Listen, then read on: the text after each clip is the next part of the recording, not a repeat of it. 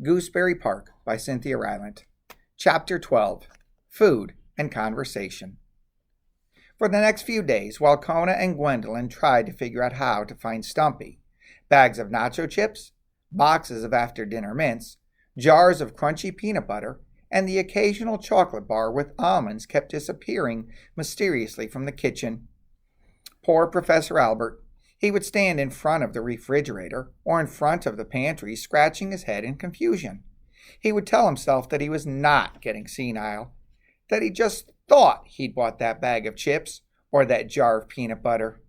No cans of lima beans or spinach ever disappeared.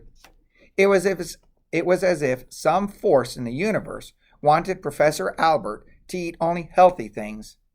And he still couldn't figure out why Kona was so nervous every time they watched Jeopardy! Things certainly had seemed odd since the ice storm. But Professor Albert's problems were nothing compared to Kona's. The dog was constantly going through the house, picking up empty potato chip bags or candy wrappers. If Professor Albert found these, he would surely think that Kona was the one taking his food. And Kona certainly was not the one. "You have to clean up after yourself, Murray," Kona would say to the bat. "Oh, sorry, Kona," Murray would answer. "But I was watching Days of Our Lives through the heat vent, and I was so upset about Daniel and Laura that I forgot those Milky Way wrappers. Daniel is such a rat." Still, in spite of his hectic life and his worries about Stumpy, Kona was enjoying having Murray and the babies at his house, and late night was the best time of all. Long after Professor Albert had gone off to bed, complaining again that he just couldn't understand where an entire bag of Chips Ahoy could disappear to, and speculating that another of those pesky chipmunks was sneaking in, Kona, finally able to relax, would softly pat over to Gwendolyn's bowl, pick her up gently in his mouth, and the two would sneak down into the basement. Murray, being nocturnal, was always wide awake and usually swinging by his feet somewhere. When Kona and Gwendolyn appeared, he would do a little somersault and land with his wings outspread. "Ta-da!" he'd sing. "So who's got the Pepsi?" Top, Bottom, and Sparrow would lift their little heads and look up from the box at Gwendolyn. Oh dear, such pretty babies," the crab would fuss. "Such chubby little legs. And is that a tooth you have, Mr. Bottom?" Gwendolyn's antennae moved wildly in the air. Kona beamed with joy. He loved the babies, too. Then the friends would all gather in and around the box in the quiet night. Murray told vampire jokes. Why do vampires brush their teeth in the morning? To fight bat breath.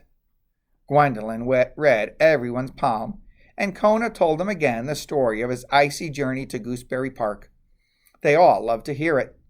When Kona told him about the cat who strolled across the Oldsmobile, Murray said, "I know that cat. His name is Conroy. He eats Chinese too. Plus French, Italian, Canadian.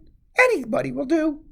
The bat cracked up over his joke, and at times they were serious and wistful. "Do you think she'll find us?" Kona asked. "I'm certain of it, dear," Gwendolyn answered. "I can feel it in my bones." "You have bones?" Murray asked the crab. "Figure of speech, Murray," said Kona. "Figure of speech." And after an hour or two of good food and conversation, Kona began to yawn. "How can you be sleepy?" Murray asked. "It's only 3 o'clock." "Even I'm a bit drowsy," Gwendolyn said, smiling at the bat. "I think it may be due to all this lovely food you provided." She gestured to the graham crackers, the raisin bread, the banana chips scattered about. "We didn't even get to the pretzels and bean dip yet," said Murray.